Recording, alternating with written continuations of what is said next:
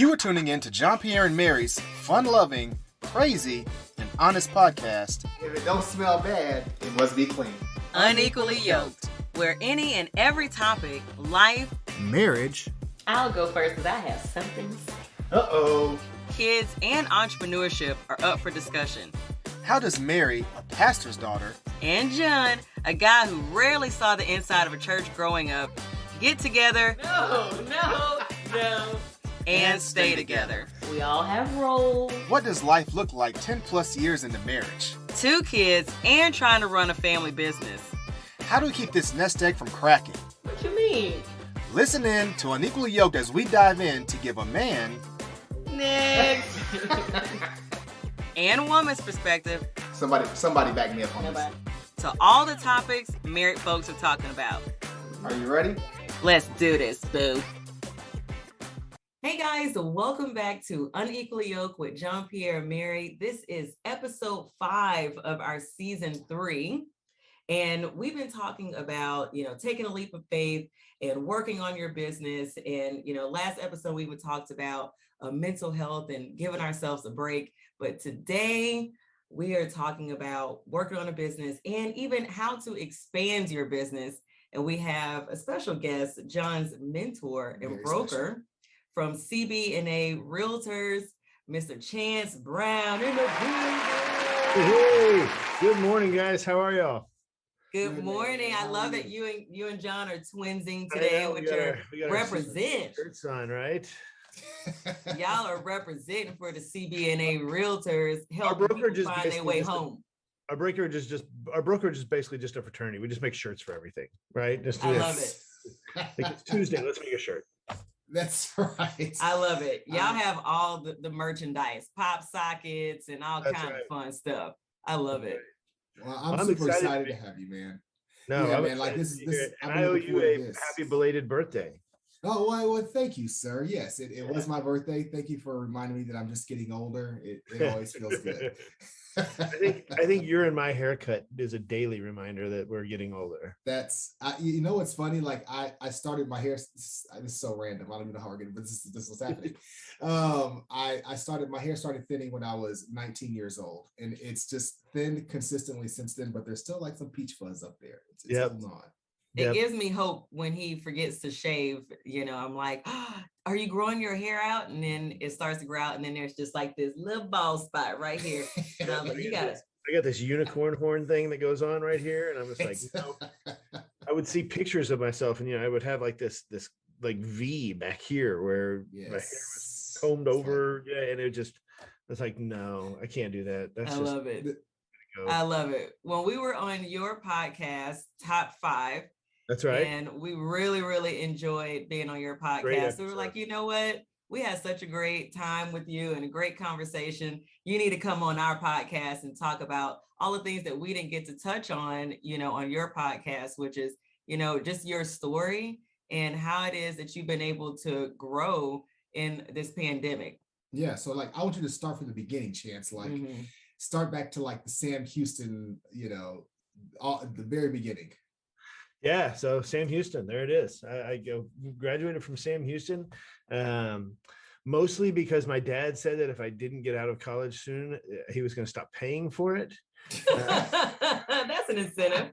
Right. And so, I had gone there as a sophomore, and 5 years later, I finally graduated. There we go. That sounds like John. 6-year plan. It's cool. But It works I out. discovered cold beer and sorority girls, and I was like, well, this is a nice place to hang out for a while. I'll Yeah. do that. And so I left, and I had no idea what I wanted to be when I grew up. I went to Sam Houston because I wanted to be a police officer. Mm. okay. And they're known for that, right?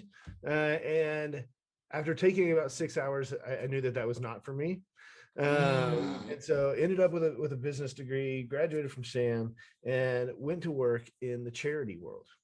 And was working for the Muscular Dystrophy Association. When my dad retired and started kind of doing a little bit of real estate speculation, I was like, you know what, that is super interesting. And I really just found that I loved sitting down with him and looking at how to take a property and make it worth more. And, what is this home versus this home's value, and all these different things. Yeah. And I was like, well, maybe that's what I want to do for a living. And so on the advice of our family realtor at the time, he was like, what do you know about real estate? And I said, absolutely nothing. He's like, why don't you go work for a builder and learn the industry? And so that's what I did for about 6 years. Wow. And I worked in sales, and then I worked in training, and then I managed their custom home division. And then from there, I went to, one day I just came home and I told my wife, I was like, it's been 6 years. I meant to go work there for 2, like just to learn the business and then go get my real estate license. I think it's time. And so we did. We went in, I resigned, and 3 months later, the market crashed. Oh, so this is back in like the 2008 time frame. Okay. Yeah. Gotcha. Okay. And it was it was tough. I mean, we struggled. And that's not exclusive to us or exclusive to the time. A lot of people when we first started in real estate struggle. Yeah. A lot of people have unrealistic expectations of what this is like. A lot of people don't understand that it really is building a business. It's not as easy as it's made to look on HGTV. It's hard work to be a successful tour. And I want to go back for a second to this story because this is my first time hearing it, by the way. But I love the part where you said you went to your wife and said that you were going to resign your job after 6 years and then go into something unknown. That sounds very familiar. That's what we Quitting a job, a consistent job, right? To go into taking that leap of faith is what John, we've been talking about. What was her reaction? Was she like, oh yeah, you should totally do it? Or was she like, I don't know. I don't know about that. Well, John and I are both blessed with wives who are incredibly supportive. Right. That's right. Yes, sir. I'm just gonna smile like I'm frozen. Have your screen freeze. I don't know what happened. There was some trepidation. We had some money in the bank. She was not working full time at the time. She worked in the hospital. My wife was a mammogram tech, and at the time she was working part time. Just when they needed her, she could fill in, and so there was a little bit of apprehension about making this, but I really believed that I could do it, and I had a plan. He had a plan, John. See, John didn't have a plan. That man came to me and said, here's what I want to do, and I'll figure it out how to get there. It's like, no. So he had a plan. He's saying, hold on. But let me tell you something. My plan went out the window about 7 minutes into doing this, right? My plan was wrong. This is not how this goes at all. This plan I thought I had is not a plan. This is just a thought, right? I mean, we really genuinely struggled. Like there was a time after our son was born. Oh yeah, I didn't add that in. 4 months later, she told me she's pregnant, which great. Wow. This is a very similar story. Very similar story. Cool. Yeah. Here I've left this consistent paycheck, nice, benefits with health insurance and all of those things. And now we're going to have a baby. Yay. In the worst housing market in the history of man. Right. Good times. Good times. There was a time not long after our son was born where we were legitimately rolling coins to pay for diapers. Like it was tough, but we could see that there was light at the end of the tunnel, and we were relatively assured that it was not a train, right?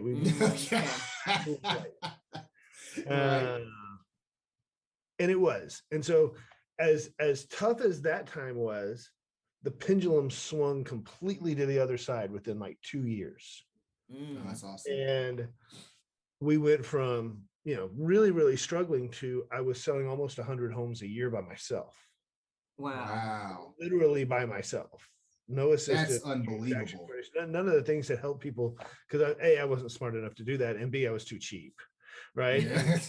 This point where we've come from this point where we're making zero, and I was literally going to just like squirrel away as much money as I possibly could, so we weren't there again. Yeah. But having with that fear, But with that came a ton of other problems, right? And so after 2012, my wife and I went away for a weekend. It was the first time we'd done that really since I'd quit my paying job. And I had a plan. Once Here again, go the another plan. plan, another Here's plan. another plan. once again, I had a plan, and I was like, well, listen, if I could close 100 last year, I closed 96 transactions in 2012. If I closed 96 transactions last year, I can do 150 this year. And she said, hold on, buddy. Wait, let's talk this through. Yes. And she said, something has got to change. Either you've got to get help, you got to build a team. Something's got to change because you're not being a great dad. You're not being a great husband. And we know that you're doing these things so that we're never rolling coins again. Right. But we'd rather have you around. And I look back at that time and the rest of the world was in color and I was in black and white. Like if you look at literally look at my coloring, I was gray. I was smoking a pack of cigarettes a day. I was never working out. I was eating whatever came out of a bag because I was driving all day, every day. Wow. I was probably 40-ish pounds overweight, something like that. Wow. And it just wasn't good.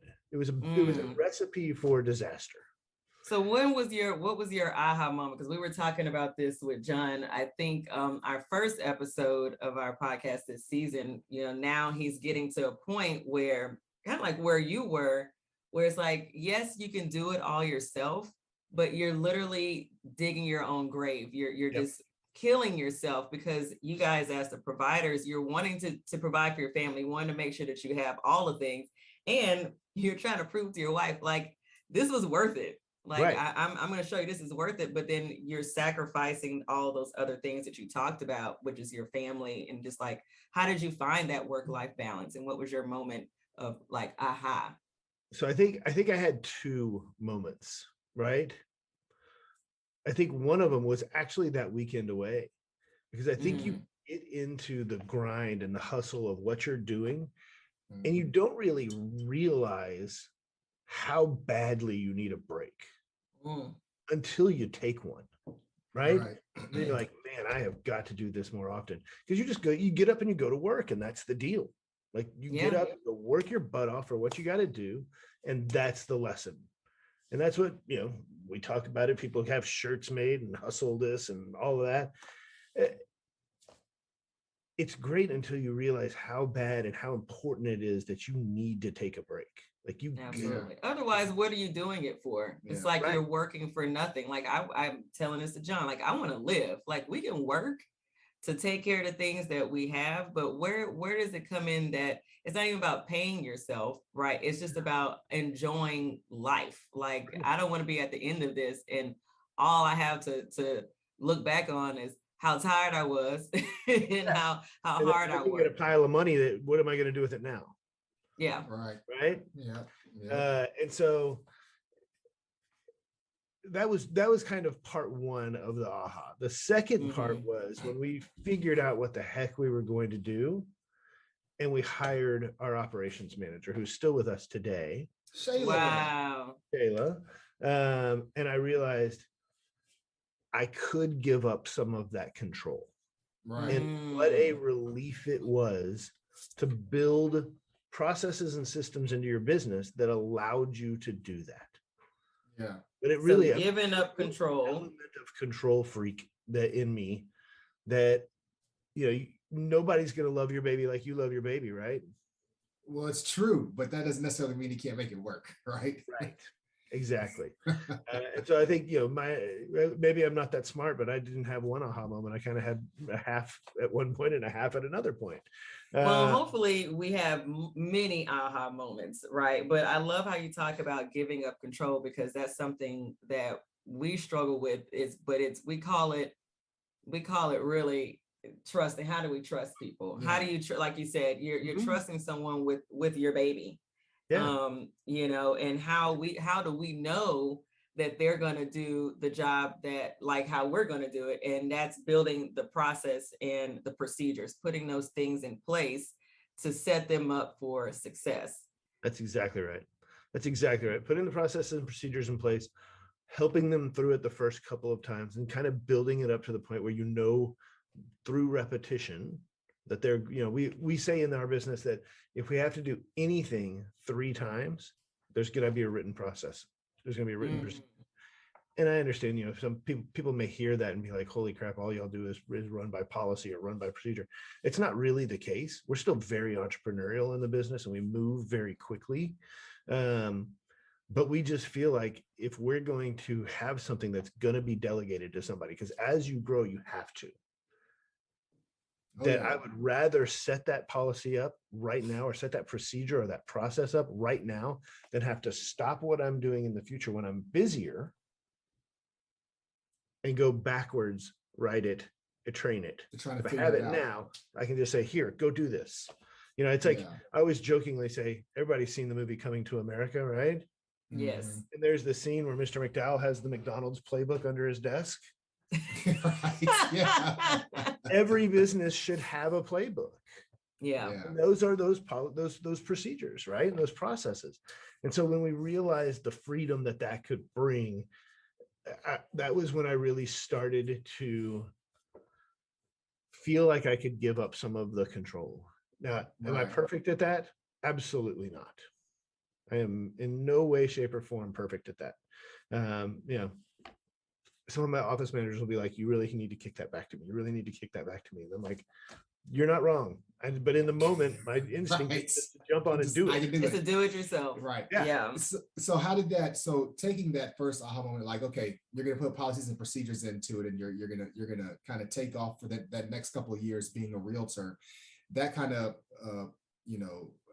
just expanded to you started to go down the path of being a broker. Right. And so whenever I came into your brokerage, you were Realty One, and that seemed like where you were going, but then it quickly changed. Yeah. Mm-hmm. It quickly changed into, okay, this is cool, but I actually want to do it my own way. So how did that happen? And how did you, taking the things you've already learned about, policies and procedures, change and become CB&A with one to CB&A with five, five locations. Right. So as far as our relationship with our past franchisor, really what it boiled down to, and it's kind of an interesting, the further you get away from something, the more you see it clearly in retrospect, right? It's really very similar to the conversation that we have with agents when they come to join us. We just didn't feel like we were getting the value for the dollar we were investing into that brand. Gotcha. Okay. Right. And so we hear the same thing from agents when they come to work at CB&A, is they just didn't feel like they were getting the dollar for what they were paying their broker. We just didn't feel like we were getting the value for the dollar that we were paying our franchisor, and that we could put together a better platform and not be as constrained by some things that we didn't feel like were going to empower the company to grow the way we wanted it to grow. And that's really what it boiled down to. The upside is we reached that conclusion relatively early in our relationship with that franchisor. So we had about 2 years to plan. Oh, wow. Okay. And so, we got, doesn't happen overnight. 2 years. It took every bit of that, because we would build something, and then we had a little guinea pig group of agents who we would let play with it. And our mission, our direction to them was, please break this. Like, please mess it up so we can figure out what's wrong. And we did. And as recently, as 6 months before the launch, we tore down a big chunk of what we had planned to launch and rebuilt it completely. Wow. But how did you know leaving that franchise and starting your own is it like a realty group? Yeah. Your own brokerage, like, how did you know that people would come along? Like, that wasn't, again, here you are transitioning, because it's constant transitions, right? You're constantly building. You weren't nervous, like, oh Lord, what if agents won't want to come on to our brokerage, and then what? Like, how did you set that? It was the scariest day. It was the scariest day of my life. Oh my goodness. No, I'm not joking. So we had watched a brokerage near us switch brands. Okay. And it was horrifyingly bad.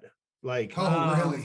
Oh my gosh. So I called my coach and I'm like, this is what has just happened. This brokerage down the street switched from brand A to brand B, and they went from 150 agents to 60 in like 7 days. Wow. And I was like, no, I don't want that to happen to us. How do we make that not happen? Right. And so we planned a huge launch. We had it all set. And then 2 days before it was supposed to happen, we go to check out the facility and do a quick walkthrough. And the facility is under construction, and they had forgotten to tell us that. Oh. So we ended up at a sports bar, which was really more fitting for us anyways, this giant sports bar. It was kind of more fitting for our group anyways, from a culture standpoint, because we're a little more laid back like that. And we got to drink some beer and talk about real estate. Right. That's awesome. But it was genuinely the most nervous that I've ever been. Like, me and my wife and Shayla were off in the corner praying before we went up on stage. And, you know, I've spoken in front of lots of people, and I usually have zero problem with that. And if you go back and watch the video, like, my voice is all over the place. Oh, man. Okay. What's gonna happen? I got my Lamaze breathing down. I'm just like, yep, let's do it. And we were really, really fortunate in that, in explaining the reasons why we were going to do it and what it meant for the agent, and the different technology solutions and things like that we were going to be able to bring to them. At the time, we had 139 agents when we made the announcement. And when we made the switch, we had 133. Wow. We lost 6 people in the course of making that change. So we had kind of budgeted for, if we lost less than 10%, we felt like that was a win. And so we definitely achieved that. Yeah. And how many are you at now? We're about 460 now. So we're about 3 years past that very nervous day. And we're about 460. We've gone from 1 office to 5. That's and fantastic. Next year, we are planning on opening a new market. Wow. We're going to expand to market. We're going to expand to Austin in 2022. That's amazing. Congratulations. That's so cool, man. Well, you brought up 2 points that we're probably gonna have a part 2 chance if you have time, because there's some things here that you're hitting that I think are really big, not just for the real estate world, but actually just being an entrepreneur in general, right? And the first one was, you said you had a coach. Yes. So number 1, when did you find your coach? And then number 2, why was a coach important to you?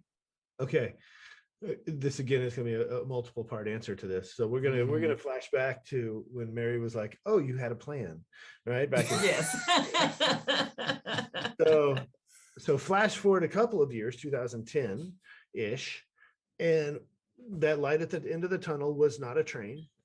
We were just getting out of feeling like we were, coin rolling, and feeling like we were consistently going to be able to pay our mortgage and put food on the table and those kinds of things. And I went to a conference here in Houston that our local association put on, and Tom Ferry, who's a really well-known real estate coach, was there, and I was like, yeah, that's what I need in my life. And so I signed up for coaching, and I came home and I told Catherine, and I think she almost murdered me when I said, "Oh, hey, by the way, I understand that." I just added. I'm gonna have to take her out for drinks. I feel like we need to, the next time we do this, we need to bring her on, because I feel that, because I know how much it costs, but it really is you investing in yourself. And essentially is what I had to come to terms with. That's right. And it had paid for itself for that year within 90 days. Wow. Really, what was the biggest thing for me in hiring my first coach was I recognized that there was a whole lot that I did not know. I needed somebody to, I was working at a brokerage that didn't have the things that my brokerage now does. And not that my broker was a bad guy. He was a great guy, still a good friend, but we just didn't have tools and services and structure and training and those kinds of things. And so I needed that. Because I really kind of felt like I was flying by the seat of my pants and just trying to, build an airplane while you're trying to fly it, kind of thing, right? Wow. And so that helped get it structured, helped get those procedures and things like that in place early on, that led to really a pretty drastic increase in my business.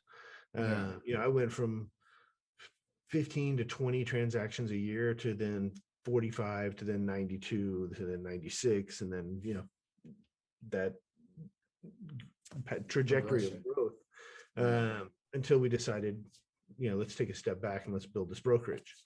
I had a coach with our franchisor. They provided that, and so I stopped that first relationship because of that. Okay. And then when we made the decision to leave, and we were 100% sure of that decision, I went out and hired an outside coach to help. Again, there was a lot of stuff that I know I didn't know. That kind of, we call it unconscious incompetence. Yeah. You don't know what you don't know.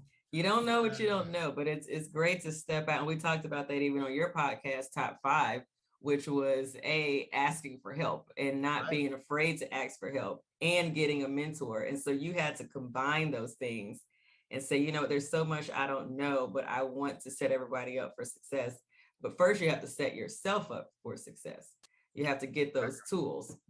I think one of the best qualities of good entrepreneurs is really putting your ego aside and being exceptionally self-aware. Like, what are you good at and what are you not good at? And I am really, really aware of the things that I am bad at. I know what I'm good at and I know what I'm not good at. Fortunately, I have a wife who has complementary skills with me. And so the things that I'm not great at, she's good at. So I can take the ideas and the excitement and all of those things, and she can help build those processes and procedures around that. So that, a lot of entrepreneurs tend to have a to-do list that's 40 items long and all of them are 28% done and they're going to be that way forever. That sounds about right. Yes. We're long on ideas and short on execution. Exactly. Yeah. And so being able to have somebody who can come in and create the execution piece of that, you actually get things done and you move the ball forward. This has been, this is really good information. So we talked about the coach.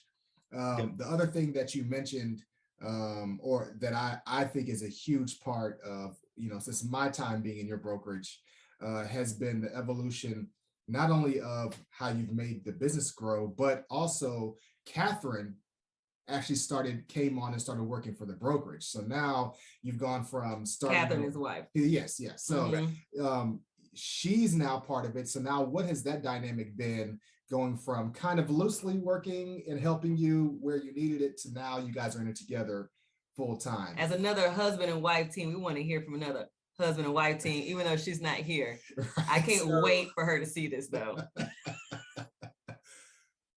So, one of my goals when we started the brokerage was to get to a point where I could get her out of the hospital.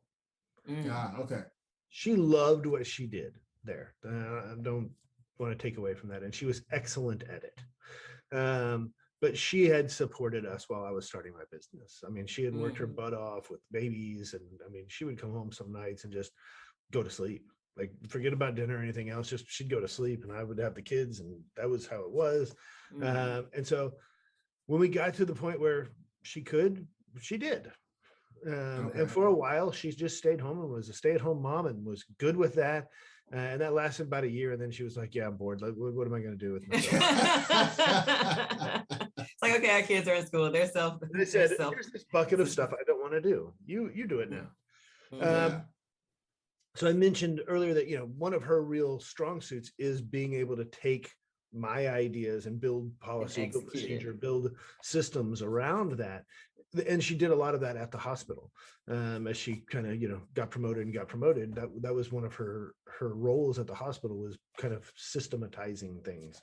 And so we knew we needed that. When we first started the brokerage, back under the franchise, Shayla, our operations manager, and I literally sat in a room and said, okay, well, let's assume that we have 100 agents or 1,000 agents. Like, if somebody joins us, what do we want that to look like? And we literally just took like Post-it notes and stuck them on the wall and kind of came up with, these are our processes. And for 5 or 6 years, they did us well. but we were growing to the point, and we had distance now because we were opening other offices where we had to revise those. And so Catherine came in, and that was going to be her role. And then I screwed that up. Oh. Sounds like me. That sounds like what I do. Well, it's that whole, again, just trying to hold on to that little bit of control, right? Is that what that is? I think it goes back to the more that I had a plan that didn't work. I should just stop planning because my plans never.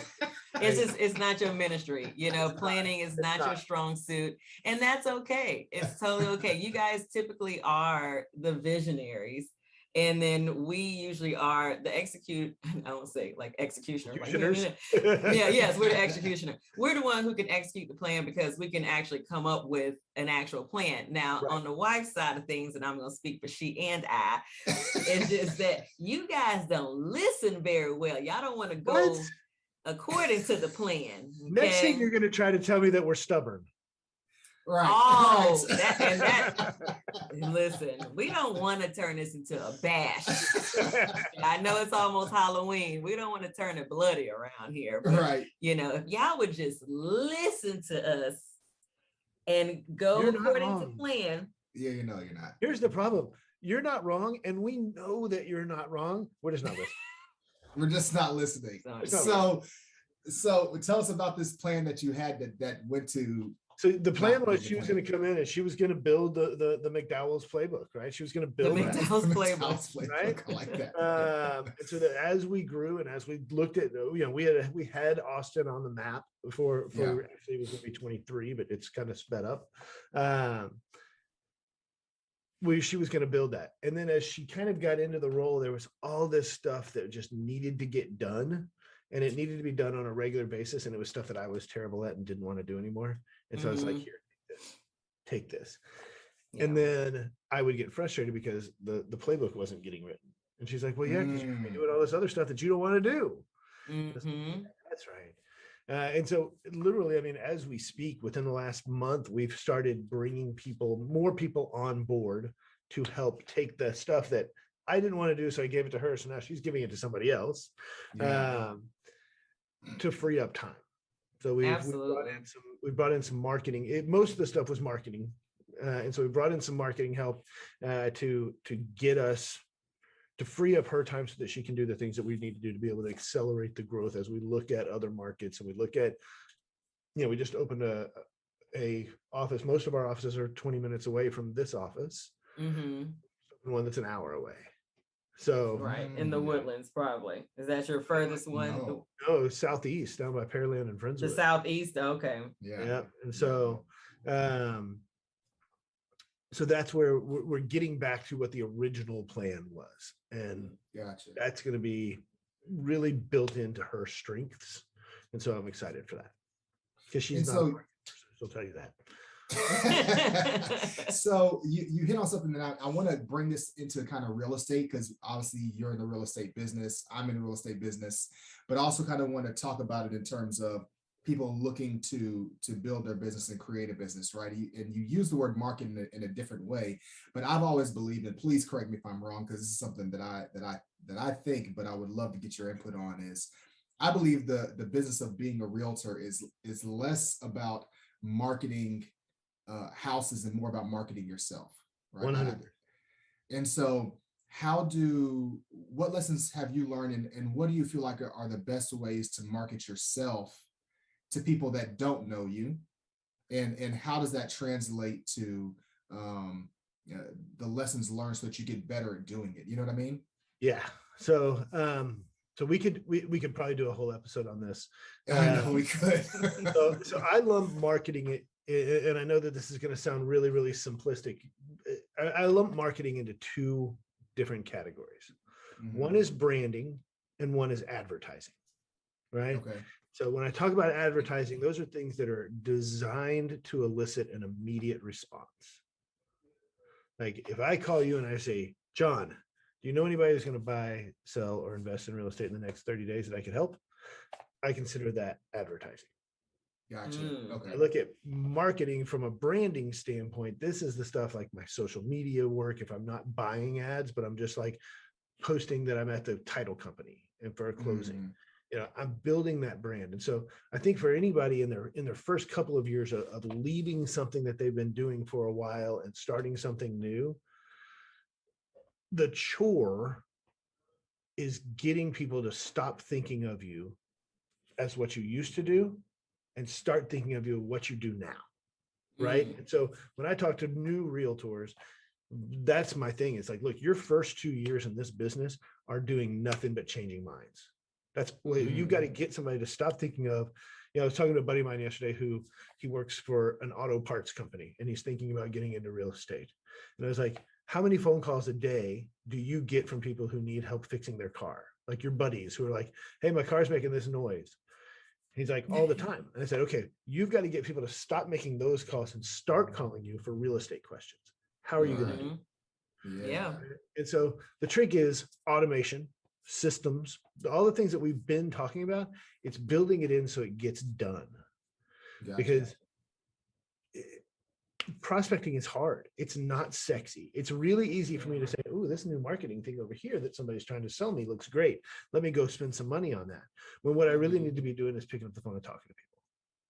What I really need to be doing is taking somebody out to a coffee and training them on how to talk to other people about the service that I provide. I call it, because Justin Timberlake is my boy, I call it bringing not very sexy back. And that's what it is. Because there's nothing sexy about sitting down and making a few phone calls. No, right. No, it's not. Sexy is blogging and doing this and doing that over there. That really isn't going to get you anything. Right. But you have to connect with people. It takes up time and it makes you feel like you worked that day. Yeah. But like you said, Mary, if you're not connecting with people, this is a relationship business. And what I find is that most businesses are relationship businesses, no matter what. Absolutely. That's exactly what I think. I think that the relationship part of it is huge. One of the reasons that I've been I feel very fortunate to be, for you to be my broker is that you really are relationship based and you try your hardest to be a source of knowledge, but also be a regular person. And I think that really it translates to people very well. And so it's kind of, I think don't be fake. Yeah, no, you can't be fake, man. Like but you're approachable. You've always made. Oh yeah. Yeah, and you've always made sure that your realtors, which by the way, we want to make sure that people know how to say this. Okay, I love because if I hear realtor one more time, realtor. That's what it is. But you've always made yourself approachable and available, and you've been very generous with your knowledge. And because there are so many people out there who are at the top, but they don't want to share how they've gotten there. And you're just so willing to share that knowledge because you understand, like, basically there's enough room for everybody, to be successful. Absolutely. But you're also on that team where it's like the more successful you are, the more successful I am. That's right. Right. So I'm here to build. We're here to build together. Right. You know what I mean? One of the things that kind of we've talked about a lot over the last year, especially, is we look at one of our jobs, whether somebody works at CB&A or not. Our job is to elevate the profession. Our job is to elevate the industry. And so if I can help somebody be successful, whether they work here or not, all it does is help everybody else. I say this all the time. One of the things that realtors do very poorly is recognize the impact that they have on people's lives. We get caught up in the day-to-day. And y'all know this because you've seen it and I've watched it on your show. The emotional connection that you can create with somebody through what we do in the housing world. You think of a kid playing in the backyard where previously they didn't have one, right? You go back to your childhood and think about playing in the backyard. Think about those kinds of things. And we get to be a part of that. And that is such a cool thing. And so I think that if we, like Mary said, if we come from an abundance philosophy, right, where there's enough business, there's enough opportunity for everybody, which there is, and we go into it with if we do this and we do it right, not only are we going to give a kid a backyard to play in, or a mom a place to start her home bakery, like on y'all's show, whatever that looks like, we also get to elevate the profession. And That's amazing. just a side benefit. And I think, that sharing of knowledge is so important, because if you're not doing that, how do we move forward? I agree. And this will take us to the last point that I wanted to make sure we hit, just talking about abundance. The other thing that I admire and really I aspire to is the way that you give back. You have multiple charities. You work with multiple other charities to find ways to give back. It's that full circle moment. That's how you started, right? Yeah. Mm-hmm. Well, and going back to the previous point, if we're going to be an integral part of the communities that we serve, part of that has got to be an investment in those communities to make sure that they stay vibrant places where people want to live. Right. Now, is there some self-service to that? You bet. Of course. Absolutely. Yeah. But it doesn't change the fact that that's true. And we have a responsibility to those communities that we serve, that we have the privilege of being able to work in. And so, if you had asked me 7 years ago if I thought that we would have a 501c3 that's putting, hundreds of thousands of dollars a year back into our communities, I would have laughed and been like, that's ridiculous. But sometimes the plan doesn't sometimes you don't do the plan does you, right? And so we, post Hurricane Harvey, we set up a 501c3 to help our agents, actually, if they had an emergency. And that has just grown to the point where we don't have exact numbers yet for this year. We put $110,000 back in the community last year. I think we're going to be closer to 150 this year. And so it's just been a really incredible journey to be part of that. And it's all on the generosity of our agents and the belief they have in what we're trying to accomplish. It's really super cool, man. I think it's and to be perfectly honest, I've only participated a couple times in most of them, but just seeing the whole idea, like I always said to myself, man, I want to be able to do that. Like I want to be able to achieve that. And that's one of the things that I admire about you the most in the business world. And I want you to know that that's actually takes secondarily just who you are as a person. But the idea that you've been able to go, because I was looking up to see it from one brokerage to your own brokerage to multiple of your own brokerage to then reaching out to the community and building something that on its own is impactful. You're just impacting people in so many ways professionally. I can only imagine how it is personally in your own life, how you impact people. And so my last thought that I wanted to get out was talking about the word impact and what your purpose is and how you feel tied into what you're doing. What do you feel like entrepreneurs, to be successful? I'm of the belief that you have to love what you do, right? And you have to love the process of doing what you do, and you actually have to love the coin rolling moments in order to make it in what you want. And so how do you feel about just the whole idea of being an entrepreneur and pursuing what you love and pursuing your passions? Yeah, I think you hit the nail on the head. I mean, can you be successful and be miserable? Sure, but who wants that life, right? Find the thing that you love and go do it. I talk about it all the time, but I'm telling people, I don't feel like I go to work every day. I just feel like I come and hang out with people that I really enjoy hanging out with, and we all do cool shit together, right? Yeah. To me, that's what it ought to look like.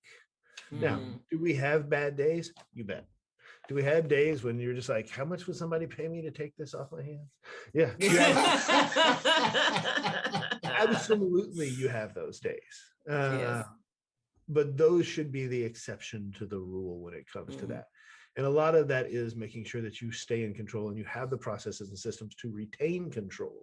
We keep going back to that theme of processes and systems. And again, it's not sexy, but it's it's the gas that drives the car. Yes. And so, yes, if you have a dream, go for it, man. Hustle it late night. If you have to hustle it late night until you feel comfortable leaving your job to do it full time or whatever that looks like. But it's one of the most fulfilling things that you can do. I was fortunate in having great parents that were able to provide for me. And, my why as a parent is never to have to say no because I can't. Right. Now I tell my kids no all the time, but I don't ever want to have to tell them, I don't ever want to have to tell them no because I can't. And that's always been my goal as a parent. And so being able to build something that they can see the hard work creates these opportunities, and we can teach that in our house, is pretty awesome. I mean, it's just pretty awesome. That's amazing. I don't know how to put that into words, but it's just pretty awesome. It's very awesome. That's the whole point. Yeah. Man. Well, this has been, I've learned so much. I will definitely be picking your brain offline about some of the things that you've been saying, because I think that there's so much to be learned there, and so much to aspire to for myself and hopefully people who listen in. Absolutely, it's been fantastic, man. So I really appreciate you. This has been fun. This has been a lot of fun. I love just that whole story. We don't ever get to hear. We see people at their peak and at the top, and we don't know how it all starts. People just want to be where you are right now, not knowing where the guy at Sam Houston with the sorority girls and the beer drinking, who then was like, I don't know what I want to do, but let me go over here and start a construction company, learn the business, become a realtor. Get a brokerage. Now I have 5 locations, and I'm going into a whole nother, city, a whole nother market. So I love all of that. And that you also shared those tough moments as well, because they're there. And so we just really appreciate you. They're what make you. Yeah. And if you don't go back and visit them often, you're missing out on a lot of the gratitude that you'll have. Well, we are grateful for you, and we're all about gratitude. Thank you so much, Chance, for taking the time to talk with us today and give us all these great life lessons, great little nuggets. Yeah. Not Chick-fil-A nuggets. I mean, even better. Well, where can people find you on social media to hear more about your podcast and your blog? Yeah, so the podcast is Top 5. We bring people from around the business world and real estate together to share their 5 best practices on whatever their subject matter is. So like y'all came on and y'all shared the 5 lessons that you've learned that somebody who's not on HGTV that in the real estate industry can go and put into their business. And so that's been a fun podcast. So you can go anywhere you get your podcast, just look for Top 5 with Chance Brown. Other than that, CB&A Realtors.com. And that's me. Come join the brokerage. Yeah. Come we have a good time. Yes. Come help people find their way home at CB&A Realtors. I am Mary. You can find me on my social media at Mary TJP. And I'm Jean-Pierre TJP on all the social media things. So thank you guys for tuning in. Yes. Chance, thank you once again, sir. And we will catch you on the next one. We'll catch you on the next on the what is the other side of the pillow? I'm always messing up these things. We'll see you guys next time. Thank you. Bye.